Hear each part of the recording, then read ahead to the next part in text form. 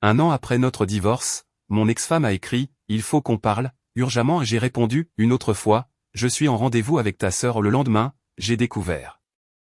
Un an après mon divorce, mon ex-femme m'a envoyé un texto « Il faut qu'on parle. C'est urgent ». Avec un sourire en coin, j'ai répondu « Pas possible. Je suis en rendez-vous avec ta sœur ».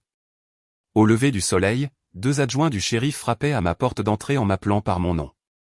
Je suis resté là, en chaussettes, la moustiquaire grinçant sur ses gonds fatigués, à fixer les 2 uniformes sur mon porche comme s'ils étaient un mauvais rêve qui n'avait pas encore fini de se former. Rémercé, le plus grand des 2 adjoints, a posé la question, tenant déjà son bloc-notes comme s'il connaissait la réponse. « C'est moi », ai-je dit. Ma voix était stable, mais ma poitrine était serrée. Ce genre d'oppression que l'on ressent quand on est en haut d'une échelle et qu'on réalise soudain que le courant n'est pas coupé, finalement. « Monsieur, nous devons vous poser quelques questions. » Derrière eux, le gravier de l'allée crissait sous les pneus d'une autre voiture. J'ai aperçu le léger mouvement des rideaux de Madame Keller, de l'autre côté de la rue. Dans une ville juste à l'extérieur de Dayton, dans l'Ohio, rien ne se propage plus vite qu'une histoire qui commence par une voiture de police. Ce moment, debout là dans un vieux t-shirt du syndicat IBW, mon café refroidissant sur le comptoir derrière moi, c'est là que j'ai réalisé que ma vie venait de basculer à nouveau. Et pas dans le bon sens. Mais pour comprendre comment j'en suis arrivé là, il faut rembobiner d'environ 12 heures. Mardi soir, 19h43.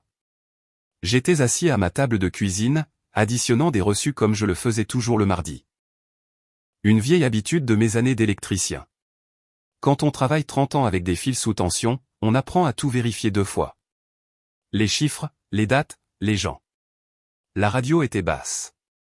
Une de ces stations de rock classique qui passent les mêmes chansons tous les soirs. Et, d'une certaine manière, c'est réconfortant quand on a 56 ans et qu'on est divorcé. C'est là que mon téléphone a vibré. « Tina, il faut qu'on parle. » Urgent. 8 mots. C'est tout ce qu'il a fallu pour que ma mâchoire se crispe. Tina Mercer, mon ex-femme depuis 27 ans.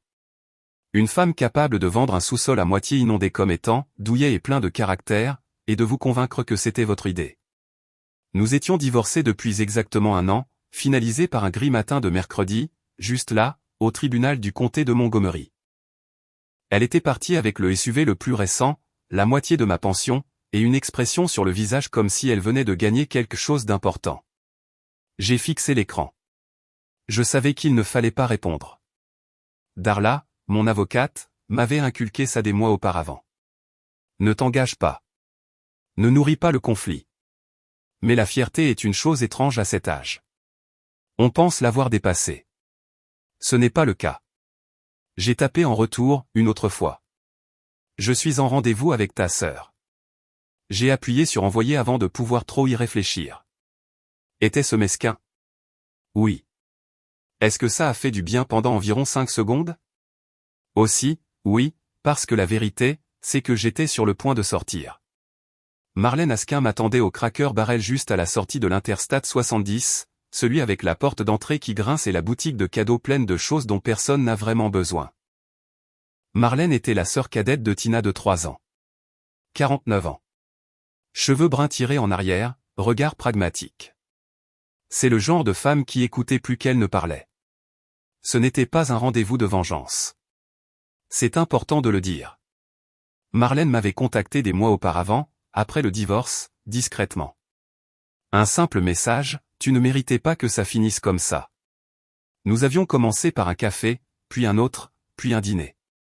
2 personnes comparant leurs notes sur la même tempête. Quand je suis entré, l'odeur de café brûlé et de poulet frit m'a frappé comme toujours. Marlène était déjà dans le box, les mains enroulées autour d'une tasse. Tu as l'air tendu, dit-elle alors que je glissais en face d'elle. Longue journée, ai-je répondu. La routine habituelle. Elle a souri, juste un peu. Tina? J'ai hoché la tête. Elle m'a envoyé un texto aussi, dit Marlène. Quelque chose sur le fait que tu perdais la tête. J'ai ricané. C'est drôle comme les choses deviennent urgentes quand elles ne sont plus sous leur contrôle. Nous avons commandé du pain de viande et du thé glacé. Le cliquetis découvert. Le bourdonnement sourd des autres conversations. Des familles, des camionneurs, des retraités, tuant le temps. La vie normale. Le genre de normalité que j'essayais de reconstruire. Marlène a ri à quelque chose que j'ai dit, un vrai rire, et pendant un instant, j'ai complètement oublié Tina. C'était le dernier moment de paix que j'aurais pour un moment. Quand je suis rentré ce soir-là, mon téléphone était illuminé comme un sapin de Noël. Des appels manqués, des numéros inconnus, une messagerie vocale que je n'ai pas écoutée. J'ai éteint le téléphone et je suis allé me coucher quand même. C'était ma deuxième erreur. Mercredi matin, 6h18. Le coup à la porte était ferme, pas agressif, mais confiant. J'ai su tout de suite que ce n'était pas un voisin. J'ai enfilé un jean, glissé dans mes chaussettes et ouvert la porte. 2 adjoints, uniforme marron, un plus vieux, un plus jeune. Le plus vieux sentait légèrement l'après-rasage et l'air froid. « Rémercé, dit-il. »« Oui, monsieur. Nous sommes ici concernant une plainte déposée hier soir. » Mon estomac s'est noué. Ils ne m'ont accusé de rien directement. Ils n'avaient pas à le faire. Des mots comme « harcèlement » et « contact indésirable » flottaient dans l'air comme des grains de poussière. « Nous avons juste besoin de votre version des faits », a dit le jeune adjoint. J'ai hoché la tête, essayant de garder une voix égale. J'ai répondu à leurs questions sur les textos, sur ma relation avec mon ex-femme, sur Marlène. Je sentais le sol se dérober sous mes pieds. Après quelques minutes, ils m'ont remercié et se sont tournés pour partir. Alors qu'ils retournaient à leur voiture de patrouille, le rideau de Madame Keller a bougé à nouveau. C'est là que j'ai compris. Il ne s'agissait pas de tourner la page. Il ne s'agissait pas de parler. Il s'agissait de levier de pression. Et quelque part entre mon texto impertinent et ce coup à la porte, Tina avait décidé de me rappeler qu'elle pouvait encore atteindre ma vie et la secouer violemment. Je suis resté là, sur le pas de la porte, longtemps après le départ de la voiture de police, pensant à une chose encore et encore, qu'est-ce qu'elle leur a raconté exactement? Et pourquoi maintenant? Je ne me suis pas rendormi après le départ des adjoints. Je suis resté debout devant l'évier de la cuisine, regardant le givre s'accrocher au bord de mon allée, écoutant le vieux réfrigérateur s'allumer et s'éteindre comme s'il réfléchissait trop à son travail. Mon café avait refroidi, mais je l'ai bu quand même. À mon âge, on apprend à ne pas gaspiller. À 8 heures, mon téléphone était rallumé. 3 nouveaux textos de Tina. Je ne les ai pas ouverts. À la place, j'ai appelé Eddie ROR. Eddie et moi avions travaillé côte à côte pendant près de 20 ans, tirant des câbles dans des usines, des écoles, des hôpitaux, partout où ils avaient besoin d'électricité et ne rechignaient pas à payer les tarifs syndicaux. Il avait pris sa retraite 1 an avant moi et, étrangement, il paraissait 10 ans plus jeune grâce à ça. Il a décroché à la 2e sonnerie. « Ray, dit-il, tu as une voix affreuse. J'ai 1 minute ? Pour toi, toujours. » Je lui ai parlé du coup à la porte, de la plainte, de Tina. Il y a eu une pause sur la ligne, le genre de pause où l'on pouvait presque entendre les engrenages tourner. « Tu as un avocat ? demanda Eddie. J'en avais un pour le divorce. Je ne lui ai pas parlé depuis des mois. Tu en as besoin d'un maintenant, dit-il. Et pas un clown sur un panneau publicitaire. Tu as besoin de quelqu'un qui sait comment fonctionnent vraiment les embrouilles de petite ville. Il m'a donné un nom. Darla NG. Elle est vive, dit Eddie. Elle ne s'effraie pas facilement et elle ne laisse pas les gens bluffer. C'était tout ce que j'avais besoin d'entendre. Le bureau de Darla se trouvait entre un salon de manucure fermé et un pressing qui sentait toujours l'amidon et le vieux parfum. L'enseigne sur la porte était simple. Pas de slogan, pas de photos souriantes issues d'une banque d'images. À l'intérieur, c'était calme, un léger bourdonnement venant d'une photocopieuse à l'arrière, l'odeur du papier et du café brûlé. Darla elle-même approchait la 50aine, cheveux tirés en arrière, lunettes de lecture perchées sur la tête. Elle ne m'a pas pressé. Elle n'a pas offert de platitude. Elle a écouté. Je lui ai tout raconté, le texto, le rendez-vous, les adjoints. J'ai fait glisser mon téléphone sur le bureau quand elle l'a demandé. Elle a lu le message de Tina 2 fois. Puis elle s'est reculée et a dit, « Il ne s'agit pas de vos sentiments. » J'ai cligné des yeux. « Pardon ? » Ça, dit-elle en tapotant l'écran, c'est une question de pression. Elle crée un dossier. Elle veut que vous réagissiez. Des textos en colère, des appels défensifs, tout ce qu'elle peut pointer du doigt en disant « Vous voyez ». Mes mains se sont serrées sur mes genoux. Je détestais qu'elle ait raison. Elle a demandé à parler, ai-je dit. Elle a dit que c'était urgent. Darla a laissé échapper un petit rire bref. Pas méchant, mais pas amusé non plus. Ils disent toujours ça quand ils ont besoin que quelque chose soit signé. Ça m'a stoppé net. Elle s'est penchée en avant. Ray, est-ce que Tina vous a demandé récemment une faveur? Quelque chose lié à de la paperasse? J'ai repensé au passé. J'y ai vraiment réfléchi. Une semaine plus tôt, elle avait laissé un message vocal. Voix douce. Presque amicale. Et, j'ai juste besoin d'éclaircir un truc datant de quand on était mariés. Ça devrait être rapide. Je ne l'avais pas rappelé. Je pense que oui, dis-je lentement. Darla hocha la tête comme si elle s'y attendait. Voilà. Elle a exposé les règles comme une liste de contrôle. Plus de contact direct. Tout passe par moi. Vous ne vous justifiez auprès de personne. Pas les voisins, pas Facebook, pas la famille. Vous documentez tout. Vous restez ennuyeux. L'ennui gagne toujours. J'ai hoché la tête, bien que chaque instinct en moi voulut faire le contraire. Puis mon téléphone a sonné. Kelsey, ma fille. J'ai hésité avant de répondre, mais Darla m'a fait signe de prendre l'appel. Papa, dit Kelsey, sa voix était tendue. Tu vas bien? Je vais bien, ai-je dit. Pourquoi? Tante Tina a posté quelque chose de bizarre sur le fait d'avoir peur, de devoir se protéger. Les gens commentent. Ma poitrine me faisait mal. C'était exactement ce que j'avais espéré éviter. Je m'en occupe, ai-je dit. Je le promets. Après avoir raccroché, je suis resté assis là à fixer le mur. Darla m'observait attentivement. C'est la partie qui fait mal, dit-elle. Quand ça s'infiltre dans la vie de vos enfants. Elle sait exactement où frapper, ai-je confirmé. Darla a sorti un dossier du tiroir de son bureau. Voici ce que je pense qu'il se passe, dit-elle. Votre ex a des ennuis. De vrais ennuis. Et elle a besoin que votre nom soit rattaché à quelque chose pour s'en sortir. Quel genre d'ennuis? Financier, dit Darla. Peut-être légaux. Je vais commencer à sortir les dossiers, mais le timing correspond trop bien. J'ai expiré lentement. Donc cette discussion urgente n'a jamais été pour tourner la page, a conclu Darla. C'était pour obtenir un consentement. J'ai pensé à Marlène, au regard fatigué dans ses yeux la veille au soir. Sur le chemin du retour, elle m'a appelé. Elle appelle tout le monde, a dit Marlène, disant que tu es instable, que tu essaies de lui faire du mal. J'ai agrippé le volant. La fissure familière dans le tableau de bord attrapait la lumière du soleil juste sous le mauvais angle. Je suis désolé, ai-je dit. Je n'ai jamais voulu que tu sois entraîné là-dedans. Il y a eu une pause. Ray, dit-elle doucement. Elle a peur. Je ne l'ai jamais entendu comme ça. Cela aurait dû me réconforter. Au lieu de cela, ça m'a donné la chair de poule. Ce soir-là, Darla m'a envoyé un email d'une phrase, elle va passer à la vitesse supérieure. J'ai fixé l'écran, la radio murmurant en arrière-plan, et j'ai réalisé quelque chose que je n'avais pas encore totalement accepté. Tina n'en avait pas fini avec moi. Elle ne faisait que commencer.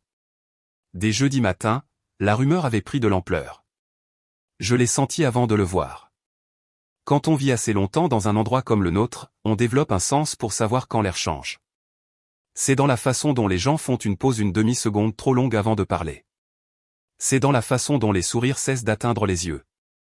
Je me suis garé sur le parking de ma première inspection de la journée, une petite maison de plain-pied à l'extérieur de Fairborn, et je suis resté assis dans mon camion un moment, les mains posées sur le volant. La radio était basse, une émission de débat, se disputant sur des choses qui ne m'affectaient pas. Je l'ai éteinte.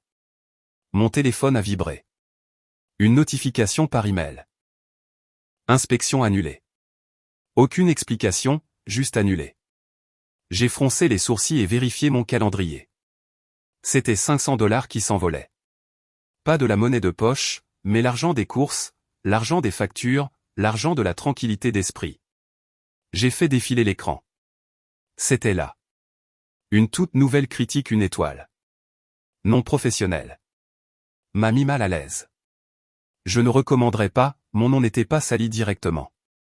C'était la partie intelligente. Juste assez de boue pour que les gens se posent des questions. Ma poitrine s'est serrée, chaude et vive. Je pouvais pratiquement entendre la voix de Tina dans ma tête. Je n'ai jamais dit que c'était toi, Ray. Je voulais riposter. Appeler le client. Poster ma version. M'expliquer. Au lieu de ça, j'ai appelé Darla. N'y touchez pas, dit-elle immédiatement. Faites une capture d'écran. Sauvegardez l'horodatage. C'est tout. Ça me coûte du travail, ai-je craqué. Je sais, dit-elle, calme comme toujours. Et c'est exactement pour ça que vous ne réagissez pas. C'est un appât. J'ai raccroché et je suis resté assis là plus longtemps que je n'aurais dû. Quand je suis finalement sorti du camion, j'ai remarqué autre chose. Le voisin d'en face, un homme âgé qui lavait sa voiture, a levé les yeux, m'a vu, et a détourné le regard. Celui-là a fait plus mal que la critique. À l'heure du déjeuner, j'avais perdu 2 autres rendez-vous. J'ai fini dans un dîner où j'allais depuis mes jours d'apprentissage. Les mêmes tabourets en vinyle craquelé, la même odeur de pain grillé brûlé. La serveuse, Linda, a versé mon café sans demander, puis a hésité. « Tu vas bien, Ray ?» demanda-t-elle. J'ai levé les yeux. Pourquoi? Elle a changé de pied d'appui. Juste les gens qui parlent. Ça y était. J'ai forcé un sourire. Je vais bien. Elle a hoché la tête, mais ce n'était pas convaincant. J'ai fixé mon café, regardant la vapeur s'enrouler, et j'ai pensé à la vitesse à laquelle une réputation peut s'effilocher. J'avais passé des décennies à construire la mienne, à arriver à l'heure, à réparer ce que j'avais dit que je réparerais, à serrer des mains en étant sincère. Et maintenant, ça me glissait entre les doigts parce que quelqu'un avait décidé de chuchoter au lieu de parler. Cet après-midi-là, Marlène a appelé. Sa voix semblait tendue. Elle dit aux gens que tu la harcèles. J'ai ri une fois, un rire sec et sans humour. Drôle, considérant que c'est elle qui fait exploser ma vie. Il y a eu une pause. Puis Marlène a dit quelque chose qui m'a pris au dépourvu. Ray, comment semble-t-elle savoir où tu es? Elle a mentionné le dîner, l'inspection à Fairborn. J'ai senti une étincelle de doute s'allumer dans ma poitrine. Ce n'était pas juste. Je le savais, mais le doute se fiche de la justice. Marlène, ai-je dit prudemment. Est-ce que tu lui parles? Silence. Trop long. Mon estomac a coulé. Je ne voulais pas dire. Commença-t-elle avant de s'arrêter. Je te jure, Ray, je ne lui donne rien. Elle a toujours accès aux anciennes conversations de groupe. La famille, les amis. Elle pose des questions comme si elle était inquiète. J'ai fermé les yeux et expiré. La honte me brûlait les joues. Je suis désolé, ai-je dit. Je n'aurais pas dû demander ça comme ça. Je comprends, dit-elle doucement. Elle fait douter tout le monde d'eux-mêmes. Ce soir-là, Darla m'a appelé elle-même. J'ai sorti votre rapport de crédit, dit-elle. Ray, il y a un compte ici que vous n'avez pas ouvert. Mon cœur a raté un battement. Quel genre de compte? Une ligne de crédit, dit-elle. Récente, substantielle. J'ai agrippé le bord du comptoir de la cuisine, le stratifié froid sous mes doigts. Je n'ai rien signé, ai-je dit. Je sais, répondit Darla. C'est pour ça que nous devons parler demain. J'ai raccroché et je suis resté là dans la maison silencieuse, le bourdonnement du réfrigérateur soudain bruyant. J'ai pensé à toutes les fois où Tina m'avait poussé des papiers tard le soir. Signe juste, chérie. Je m'en occupe. J'étais fatigué à l'époque. Je lui faisais confiance. Maintenant, je me demandais combien de fils j'avais laissés sous tension derrière les murs. Darla n'a pas perdu de temps à me ménager. Elle a étalé les papiers sur son bureau le lendemain matin comme un mécanicien disposant des pièces cassées. Ray, dit-elle en tapotant une page, cette ligne de crédit a été ouverte il y a 3 mois. Elle est liée à une SARL dans laquelle votre ex-femme est impliquée et elle est rattachée à votre nom. J'ai fixé les chiffres. Ils ne semblaient pas réels. Ils ressemblaient au problème de quelqu'un d'autre jusqu'à ce que je voie ma propre signature au bas d'un document scanné, ou quelque chose qui y ressemblait. Ce n'est pas mon écriture, ai-je dit. Je sais, répondit Darla. Mais c'est assez proche pour soulever des questions. Assez proche pour mettre les prêteurs à l'aise. Assez proche pour vous faire peur. Mes mains ont commencé à trembler. C'étaient les mêmes mains qui avaient l'habitude de dénuder l'isolation sans entailler le cuivre. Les mêmes mains qui n'avaient jamais tremblé sur une échelle. Maintenant, elles semblaient appartenir à quelqu'un d'autre. Elle a utilisé une vieille autorisation, a continué Darla. Quelque chose datant de quand vous étiez mariés, un document qui lui donnait un pouvoir limité pour agir en votre nom. Il aurait dû expirer, mais elle s'est appuyée dessus quand même. J'ai avalé difficilement. Alors, qu'est-ce que ça veut dire? Ça veut dire qu'elle vous a traité comme un générateur de secours, dit Darla. Quelque chose qu'elle pouvait allumer quand son alimentation principale tombait en panne. Les mots sont tombés lourdement. J'ai conduit jusqu'à la maison en silence, la radio éteinte, chaque kilomètre me donnant plus de temps pour penser à quel point j'avais été aveugle. Le garage sentait la poussière et l'huile de moteur. J'ai descendu des boîtes des étagères, de vieux dossiers fiscaux, des manuels d'appareils, des classeurs que Tina avait étiquetés de son écriture soignée et penchée. J'ai éternué alors qu'un nuage de poussière s'élevait. Mes yeux brûlaient. Dans le fond d'une boîte, je l'ai trouvé. Un dossier fin avec l'entête de l'agence immobilière de Tina. À l'intérieur se trouvaient des copies de vieux actes, des relevés de prêts, et un formulaire d'autorisation décoloré que je me rappelais à peine avoir signé des années auparavant après une journée de 16 heures. Juste au cas où, avait-elle dit à l'époque. Je me suis assis sur le sol en béton froid et j'ai ri doucement, le son sonnant creux à mes propres oreilles. Ce soir-là, Marlène est passée. Elle se tenait dans l'encadrement de la porte, incertaine, comme si elle ne voulait pas franchir une ligne invisible. Elle m'a encore appelé, dit Marlène. Elle m'a demandé de signer quelque chose. Elle a dit que ça éclaircirait les choses. Mon estomac s'est retourné. Est-ce que tu l'as fait? Ai-je demandé. Non, dit-elle fermement. Je lui ai dit non. Et puis elle m'a dit que je choisissais mon camp. J'ai hoché la tête lentement. Tu n'as pas choisi de camp. Elle, si. Les épaules de Marlène se sont affaissées, le soulagement inondant son visage. Je suis fatigué, Ray. Moi aussi, ai-je dit. Le lendemain, Darla a exposé le plan. Pas d'embuscade, dit-elle. Pas de menace, pas d'éclat de voix. Nous allons laisser la paperasse parler. Elle a expliqué étape par étape. Assignation à comparaître, demande de dossier, chronologie, date et signatures empilées comme des briques. Elle a un événement la semaine prochaine, dit Darla. Un déjeuner de la chambre de commerce. Elle parle d'éthique et d'immobilier. J'ai ricané. Ça ne s'invente pas, Darla a souri finement. C'est là que nous mettons fin à tout ça. J'ai senti un nœud se resserrer dans ma poitrine. En public? Propre, corrigea-t-elle. Légal et avec témoin. J'ai pensé à mes voisins, à ma fille, au regard que j'avais reçu toute la semaine. Faisons-le, ai-je dit.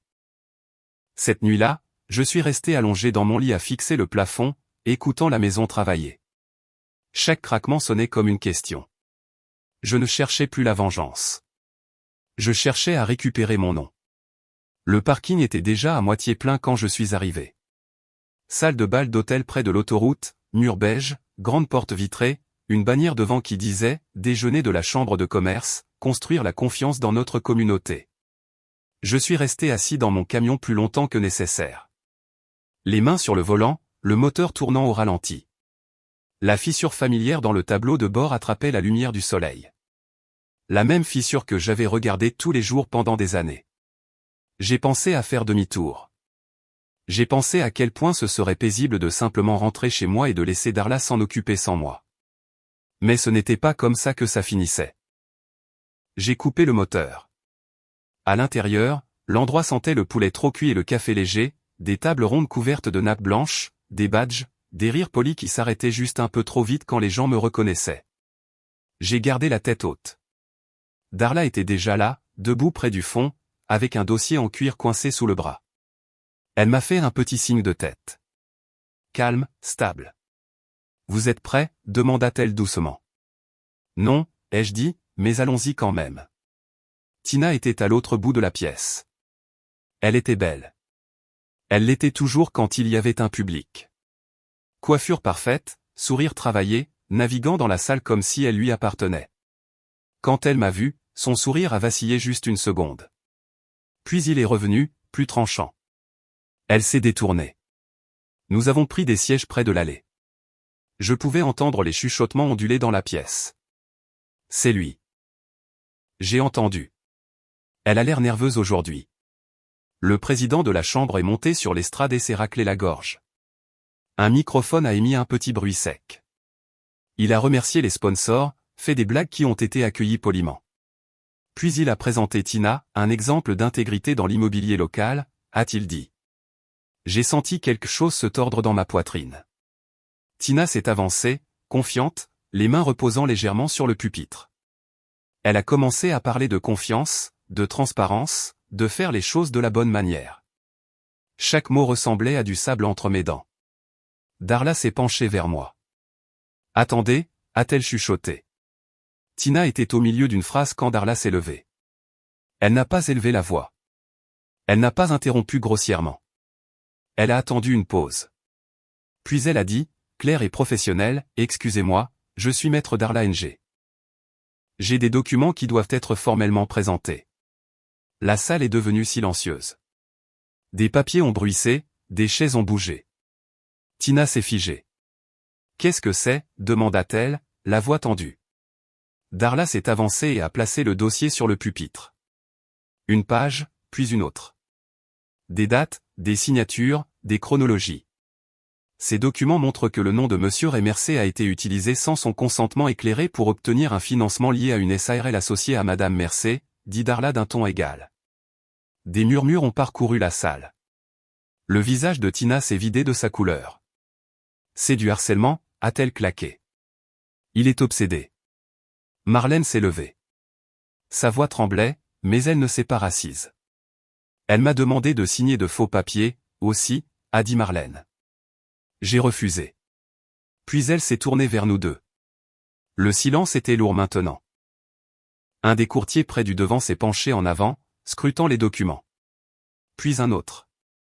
Un homme que je reconnaissais, un gros investisseur à la voix forte, s'est levé brusquement.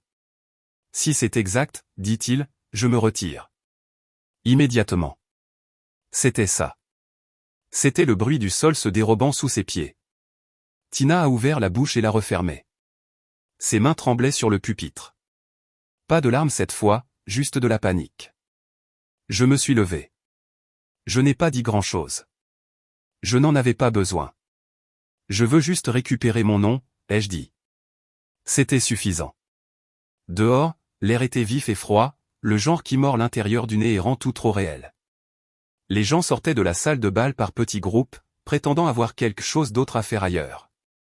Personne ne voulait être surpris près d'un incendie une fois qu'ils avaient réalisé qu'il était chaud.